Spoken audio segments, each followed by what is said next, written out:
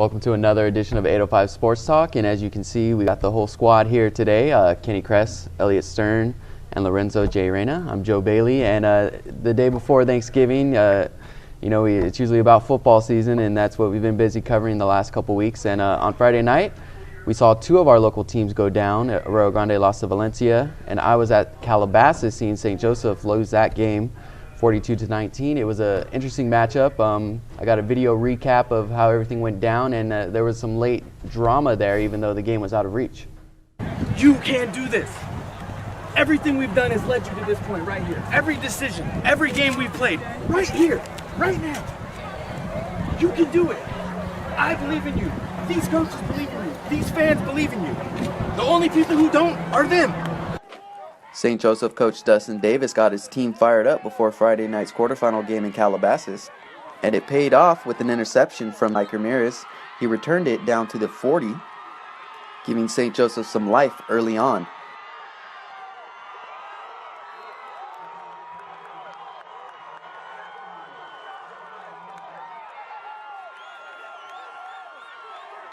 But that drive stalled out and ended with a missed field goal from Nathan Hossel of 51 yards. The Coyotes feature a number of top Division I recruits. Here's Darnay Holmes catching a pass over the middle from quarterback Tristan Jebbia. Holmes, who is a senior, is one of the top uncommitted recruits in the nation. Junior Bookie Radley Hiles nearly scored a touchdown here on the Coyotes' second possession. That drive was capped by a Jebbia one-yard touchdown run. Things got worse for the Knights when quarterback Dino Maldonado threw an interception on a shovel pass on the Knights' second possession. The Coyotes' third drive was capped by a controversial touchdown as Bookie Radley Hiles leapt into the end zone and reached the ball out, and it was slapped away but ruled a touchdown. Things got really out of hand for the Knights when Jebbia linked up with Johnny Wilson for a 64-yard touchdown on a blown coverage from the Knights. Here you can see some of that Calabasas athleticism from Darnay Holmes, who actually wasn't much of a factor in the game as he was injured in the first half.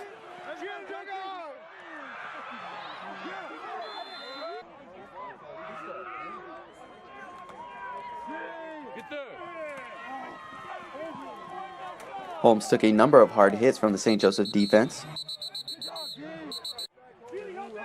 Freshman Johnny Wilson may have been the biggest factor in the game, catching a number of deep passes, finishing the night with 5 receptions for 135 yards and a touchdown.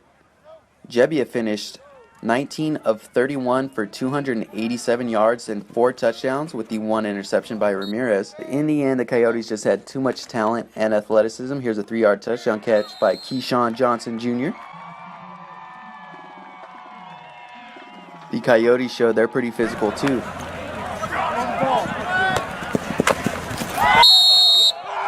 Stone cold killer. Progress.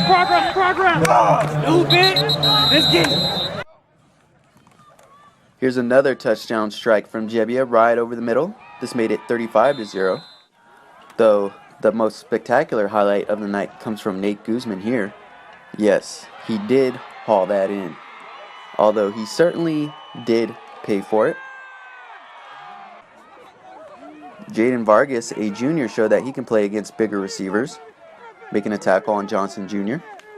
This play really shows how talented and tough Calabasas is to stop 3 receivers on the right, 1 open over the middle, and that's another touchdown. But the Knights didn't go away quietly, scoring 3 late touchdowns. Dino Maldonado finds Justin Wong here on this play on a quick out. Things got testy at the end on the game's final kickoff. Dominic King made a big hit on a freshman ball carrier. Let's go. Hit it. Oh!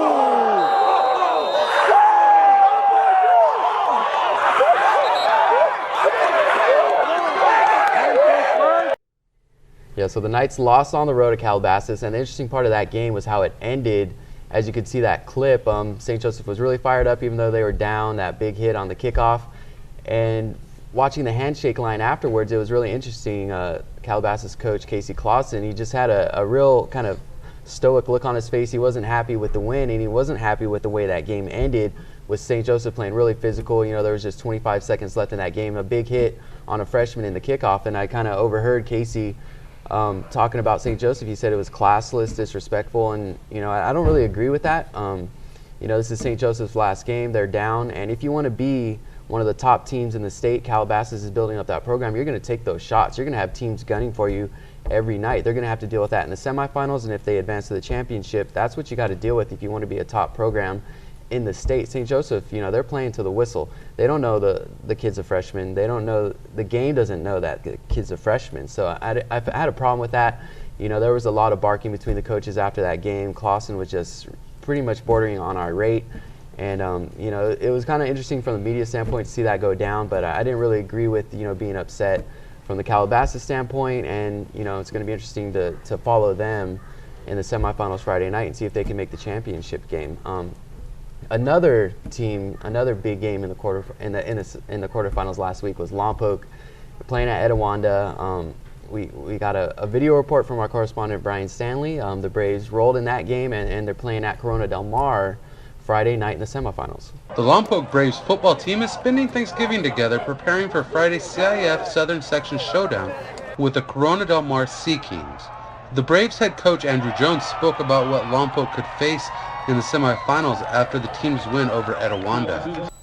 Well, just looking at our possible opponents, Corona Del Mar or Colony, they're both very efficient passing. So, it was good to see us do that, but we know that the next team we play is going to be far more efficient in the passing game. Their quarterback struggled to be accurate.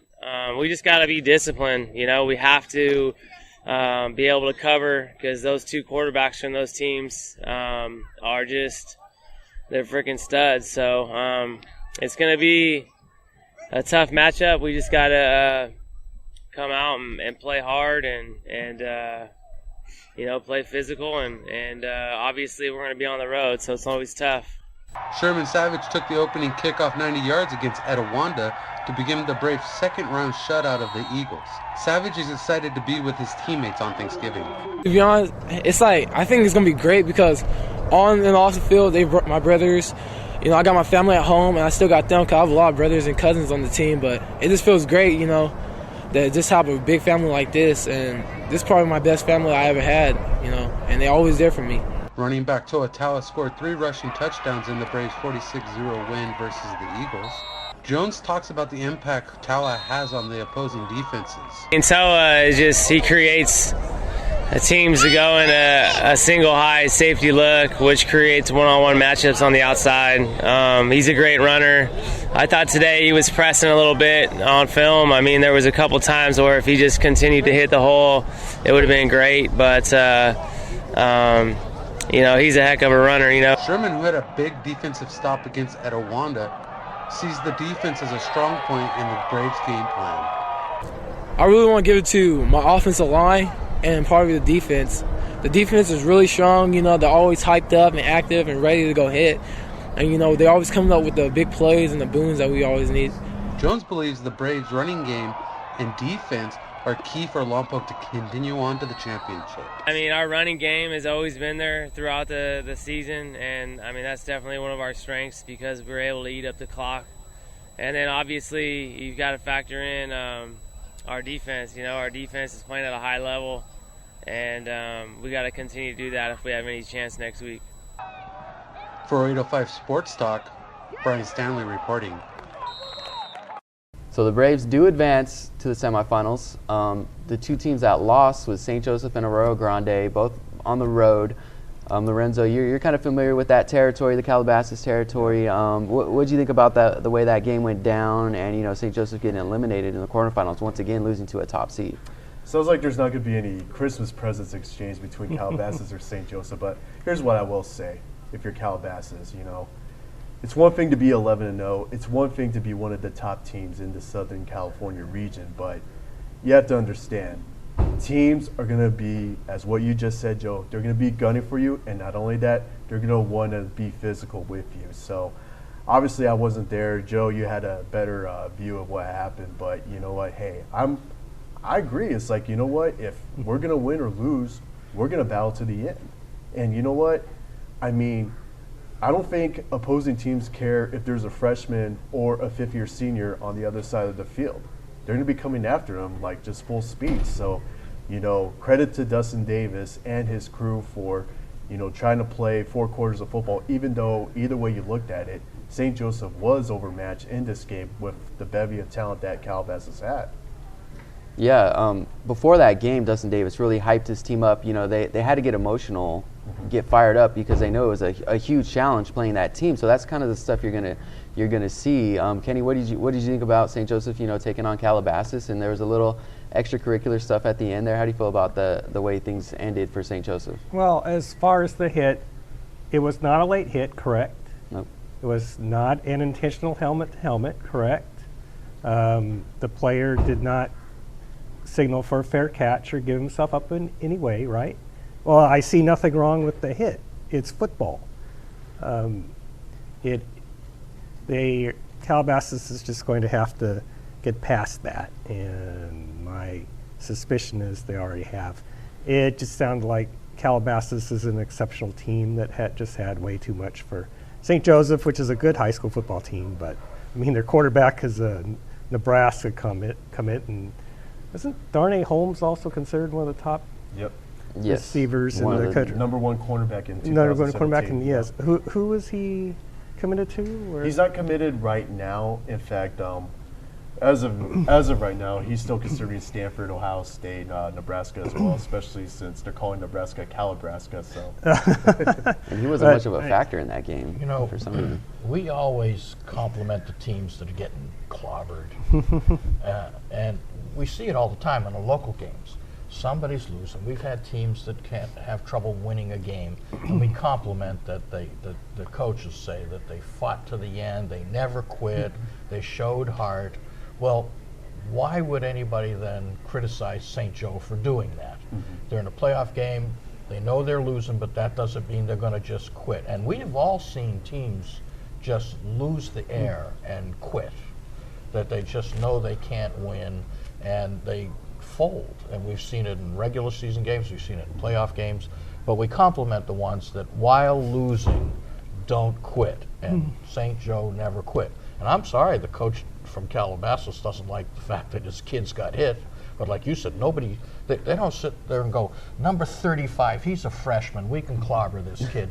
They don't look at it like that. Nope. He's got the ball, we're not going to quit. A hit is a hit, and like Kenny said, as long as it's not an illegal hit, then how can you complain? It's football. We're not talking about swimming. If the coach if you saw 2 guys in a swimming pool, one clocks the other, well, that's not exactly good sportsmanship in swimming, but football is a game of hitting the other guy. If the coach was that concerned about his freshman players' welfare in that situation, I'm not sure why he put him out there. Exactly. to One quote that I saw in your story, Joe, that resonated with me regarding Davis is that he's not sure if teams purposely lay down against Calabasas, but he made it clear our team wasn't going to lay down against Calabasas. And you know what? I definitely would. I would love and I wouldn't mind playing for a coach like that. Yeah, it was funny seeing after the game some of the tweets that were sent. Calabasas retracted a couple of tweets. They were kind of saying the game was over at halftime and telling St. Joseph to have a happy Thanksgiving. So it was kind of fun to see that whole situation transpire. But I think they're kind of over it now and kind of put it behind them. That's something you're kind of heated in the moment, but you get over it. The St. Joseph is really excited on that certain play, but I'm sure that it's in the rearview mirror now. There are no moral victories, but the coaches like Dustin Davis tell us that they play these tough games, like their Notre Dame or Sherman Oaks game in the preseason, so they can see how they stack up against the best. Then that toughens them up for the regular season. They make the playoffs, and now they see what an 11-0, very likely division champion looks like. So now he can come back next year and say, well, there's no such thing as a good loss because we lost. But this is what you've got to do to be like Calabasas or be like any of the big-time schools in our division. So he can use it as a learning experience, and more power to him. I congratulate the kids for getting that far. I wasn't sure they could make it that far, and they had a pretty good year. So there's no such thing as a moral victory, really, but it's a great learning experience. And maybe they'll be able to build off of that and come back better next year and turn the tables on a Calabasas. Well, that Calabasas offense it must be something else. No game have they scored less than 40. Yeah, it's ridiculous what they got over there. Jebbia is a stud, and just those receivers, it's impossible to take on it, especially a school like St. Joseph. So Arroyo Grande had a tough challenge against an explosive offense as well, taking on Valencia. They go over there, they lose. I just want to know if you guys think if the CIF division seemed to be on point this year. I know Arroyo Grande wasn't happy with being in Division II when those groupings came out, and then they were just barely in Division II. I think they could have almost been in Division III, but they had to go take on Valencia in the quarterfinals. Lorenzo, how do you feel about that matchup? Do you think AG's a Division II team, or do you think they'd be better suited in Division III?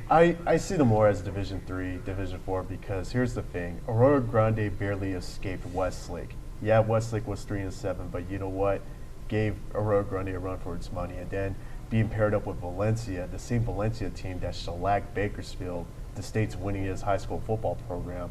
I mean, it goes to show you that Arroyo Grande was due to be in the buzzsaw, even if it was 4 quarters of just, keeping things close. But, I feel like that where Lompoc is where Arroyo Grande should be, or maybe at the highest Division III. Yeah, and I think AG, that game was a little closer than it appeared. I know that before halftime, Valencia hit a Hail Mary, and Sawyer Mary, Arroyo Grande's senior quarterback, he got injured, and that's tough to see his high school career end that way with him on the sidelines. And it was kind of funny this year. I didn't get to see AG play one time. I usually cover them several times throughout the year, but I didn't have a chance to see the Eagles play. But congratulations to them on another solid season. They do go 10-2, but they had a tough matchup there with Valencia in the quarterfinals. Elliot, how do you feel about AG being in Division II? Do you see them sticking around there? And is this kind of a reason why some of these schools might want to move over to the central section because they don't get a good slotting in those divisions, and just how tough it is to play in that southern section? It might be this re-leaguing or this whatever going to these divisions doesn't seem all that fair. When you look at the top division, Division I, they've only got about 19 teams in it, which means 16 of them are going to make the playoffs. Why not expand that down and have more teams in the division and fewer of the overall group make the playoffs? When you get down to the lower divisions, 10, 11, 12, they've got like 35 and 40 teams. So there's an awful lot more teams that aren't going to make the playoffs. And under the old setup where 2 or 3 teams from each league would make at least to the first round, it seems like some of the teams that in the past could have made the playoffs, like Santa Maria this year, were shut out. I think it would be more fair if they would expand those top divisions and make them more like 24 or even 32 teams in every division. Now that could put Arroyo Grande in the bottom of Division I or the top of Division II, but the divisions would be different, because if they were at the top of a 32-team Division II, then all the teams now that are behind them in like Division III and the beginning of Division IV would be in their division with them, and then a lot of the teams that are ahead of them in Division II would be bumped up to Division I, and I think that could be more fair. But the CIF Southern section said it's going to be 2 years of this configuration, and then they're going to see what adjustments they need to make, and I think that's one they should look at, because I don't think Arroyo Grande was placed properly in Division II. What happened to them, and we've seen it before with teams in football, like Lompoc, they get penalized for their success. And we've seen it with St. Joe's girls basketball. We've seen it with water polo boys, like Rigetti boys bumped up to Division I this year. And the teams from a place like Santa Maria get penalized for their success, and then they get bumped up against the big guys, and it doesn't seem fair. So we've got another year of this before they revise it at all. But I think one of the things they really need to do is change the size of the divisions to make it more fair to the teams that are caught in like Division II, III, and IV. Because we're going to see Lompoc is going to be playing some really tough teams if this week and next, if they can win this week and next. This is the class of their division right here. They got the top 4 teams still in the playoffs as we go into the semifinals, and I have serious doubts whether Lompoc can get any further, because they're playing a beast this week, and no matter how it turns out, they'd get a beast next week. Yeah. It's the first year for the new divisions. Like many other things, it was a learning curve for the CIF board that made the division realignment. No, I don't think they got everything right. I thought overall they did a good job, but they didn't get everything right. I thought Oro Grande was probably a Division III team, maybe even a Division IV team. Actually, I thought the most glaring mistake actually was the move from Rigetti's boys water polo team all the way up from Division IV to Division I. I thought one division up, or maybe even two, I could see, but Division I. But I think they'll change some things with the next alignment. My biggest question, though, is like, I mean, you have 400 teams in Southern Section? Yeah. I mean, how do you govern all 400 teams? And now all the more reason why the Central Section looks appealing for some of these local schools as well, because in the Central Section, and I covered the Central Section for a few years, there's only 6 divisions.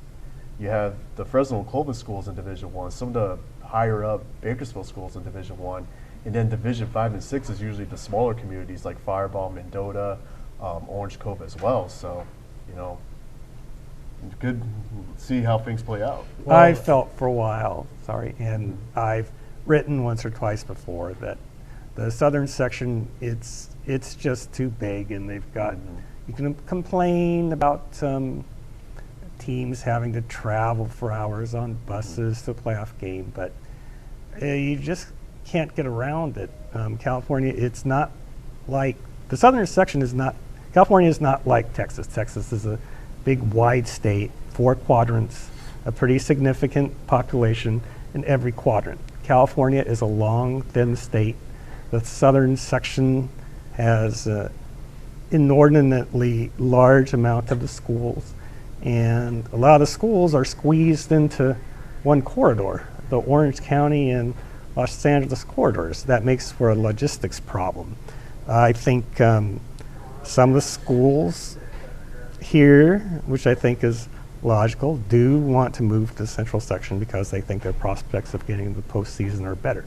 And they identify both in distance and demographics more with some of the schools in the Central Section than they do with the ones down here.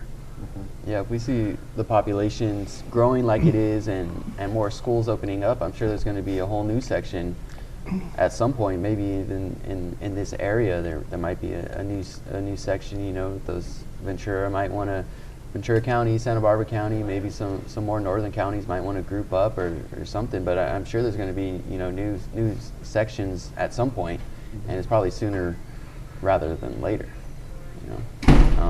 So we still have one team to talk about. The last team standing is Lompoc.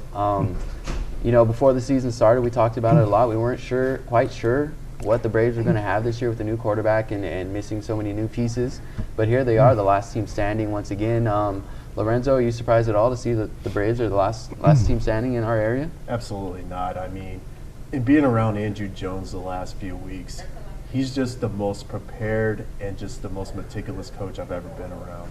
And, you know, this does include coaches I've followed in the Central Section area. I mean, there's just this habit that he has with making sure that his guys stay focused and block out any kind of distractions. And the way Lompoc has smashed on these 2 Inland Empire teams, I mean, it goes to show you that even though Jones may not see it as like a statement kind of thing, to us, and to me particularly, I feel it is a statement because Lompoc is proving that they definitely can hang in Division 4. Yeah, and we've kind of gone over our picks for that game already, and Lorenzo, me, and Kenny have all picked Lompoc to come out victorious. Kenny is going with a 24-21 win for Lompoc over Corona Del Mar. Lorenzo, you got 38-37 Lompoc over CDM. I'm going with 49-27 Lompoc winning, and Elliot, you're going with the 42-28 win for Corona Del Mar. What made you feel that way? Corona Del Mar has this quarterback, Chase Garbers, who lights it up. He's thrown 42 touchdown passes. He averages 280, almost 281 yards a game. He's completed more than 70% of his passes.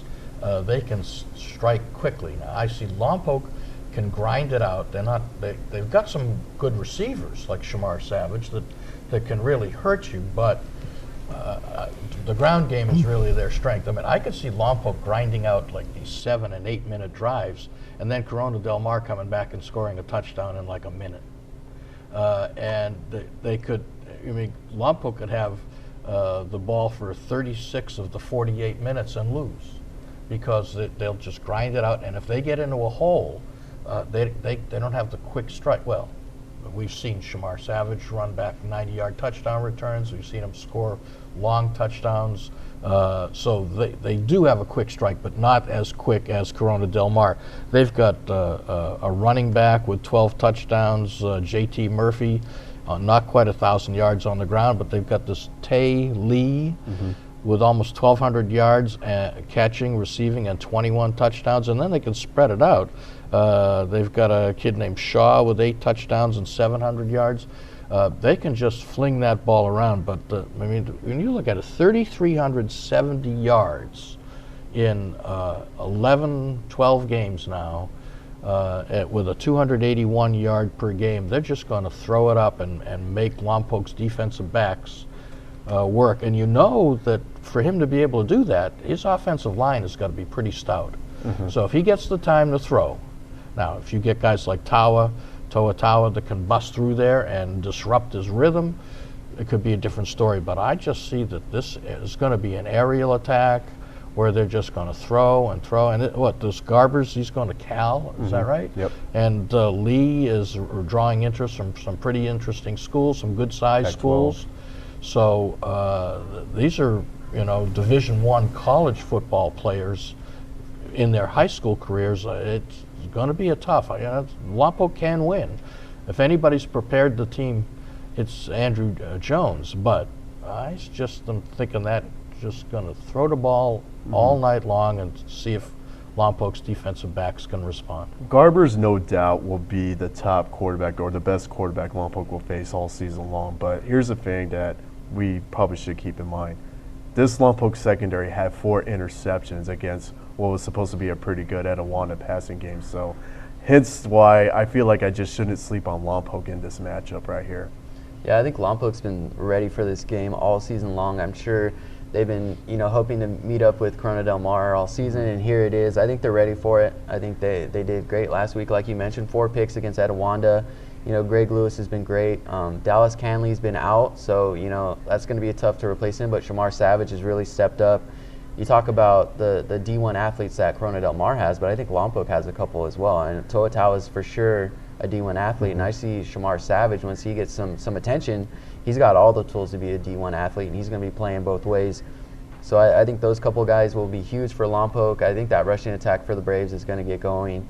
You say that Corona Del Mar has a quick strike offense, but even though Lompoc runs the ball, that's a quick strike offense. They rip it off. You see Tawa go untouched, 76 yards. He has almost 1,800 rushing yards this season, 10 yards per carry. Ruben Cortez has been huge as well with those goal line carries. I think the Braves can do it. I think they're going to score a lot of points against Corona Del Mar. That defense hasn't been really stout. We saw last week against Colony, they allowed, I think, 48 points in that 49-48 win. So I don't think that Corona Del Mar defense can can hang. Here's another thing, too, to also consider about Corona Del Mar's defense is that they're actually small. I mean, yeah, they're faster, athletic, but their best defender is a 5'8", 190-pound linebacker / defensive end. He's built like a cornerback, and he's going to be going against Lompoc's big line. So, I mean, I already feel like that trench-wise, Lompoc already has the edge. Running game-wise, Lompoc has the edge. And as you mentioned, Joe, when Lompoc's running game gets going, it's deadly. Yeah. I haven't seen this year. Sorry, how's Lompoc's? Well, I don't know if they've been tested that much where they've actually had to have a pass rush. 'Cause that could be Trenton a Carter. big factor. Trenton Carter's back. He's a St. Joseph transfer. He missed the early part of the season, but he's a beast getting after the quarterback. Then they also got Isaac Black, who plays on the line both ways. He can get really, he can kind of provide some pressure and great run support. But Lorenzo, you've seen the Braves pitch 2 straight shutouts in the playoffs. How's that? How are they getting after the quarterback, and how do they kind of defend the passing attack? Black and Carter has really applied the pressure, but another name to also keep in mind, Ruben Cortez. He's been sort of like that Swiss Army knife, so to speak, for the Lompoc Brave defense, being able to bounce between safety and also linebacker. And I wouldn't doubt that Jones is going to be counting on his quote-unquote vulture in a big way in this game. I think one potential danger point for Lompoc is that offense is not built to come from behind late. In fact, I don't know if they've been behind ever this year. Well, I don't think they just have. 44 points, so no, they've outscored their opponents 589 to 44. So if you allow just 44 points on the season, you probably haven't played behind much at all this season. No, and the only good passing attack they really faced was Sawyer May and Arroyo Grande in week 0. But even May doesn't stack up against this Corona Del Mar quarterback. He's just awesome. We've seen it in the past where I've seen St. Joe go against a Sarah team that had a couple guys like Marquise Lee that went on to like USC and Stanford and are now playing in the pros, and the speed was just phenomenal, where I thought St. Joe was going to do better. And that's what concerns me, is that this passing attack. I don't think Corona Del Mar has that speed, though. They have their big tight end, but they don't have, somebody like a George Farmer or, Marquise Lee or Robert Woods, like back in the day. They just have that tight end who gets open, but I don't know if he has that breakaway speed that a lot of those guys They got big receivers, but they're more possession guys. Sort of like maybe a Mike Evans or just a tall receiver to give the ball to when you need a 10, 12-yard pickup. Also, I don't know if Corona Del Mar's come up against the running game quite like Lompoc's. Lompoc keeps grinding out 4, 5, 6-minute drives. It's not going to do that wonderful Corona Del Mar offense any good, because they'll be on the sidelines. Yeah, the Sea Kings are 11-1. They lost their season opener, and they've ripped off 11 straight wins. But they haven't played the toughest schedule. That's why, according to a lot of rankings, they're kind of like, I think Max Preps has them like 76 or something like that, and Lompoc's over there at 43 in the state. So they haven't played the toughest schedule, even though they are 11-1. They did lose their season opener. I think they lost to Palos Verdes. But they have won 11 straight games, and they are playing in their neck of the woods. It's going to be at Estancia High School at 7 p.m. on Friday. So they do have a couple edges there, and this is the second straight road game for the Braves. But the good thing is, if they do win for Friday night, they get to host the championship game, either Sierra Canyon or Charter Oak. I'm not sure where that game will actually be played at, but they will be the designated home team for that one, playing 2 straight road games. So there is some silver lining in that, playing 2 straight road games. And though it is their second straight road game, the Braves are good road warriors. I'm not sure how much that would even affect them. Yeah. And plus it's the holiday. I mean, it's not like they're getting out of school. I mean, they're going to have plenty of time to get down there and get their legs warm and all that. So. Yeah, and you talked about it, I think, last week. They were hoping to, Jones and the Braves were hoping to be practicing on Thanksgiving, so that will happen. And I'd like to be a fly on the wall at Thanksgiving dinner at Jones's house. I'm sure he'll be playing with his mashed potatoes, designing some run plays or something like that, because he's always thinking about the game, even though it's Thanksgiving. He'll be probably be watching some football and trying to drop a couple plays or something like that. And he also has a tradition that he's going to bring back where he brings out former Brave football players, and he allows them to watch practice on that day. Cool. And Lorenzo, you'll be traveling down south to catch that game. We'll have a lot of coverage. Follow him on Twitter. We'll be on Facebook posting updates. So be sure to check that out. We'll have photos, game recaps, video all Friday night. So be sure to follow our coverage. And I'm sure we'll talk about it next week on this very show. Thank you guys for tuning in, and be sure to follow our coverage Friday night of the Braves in the semifinals. Happy Thanksgiving, everybody. Happy Thanksgiving. Thanks for tuning in.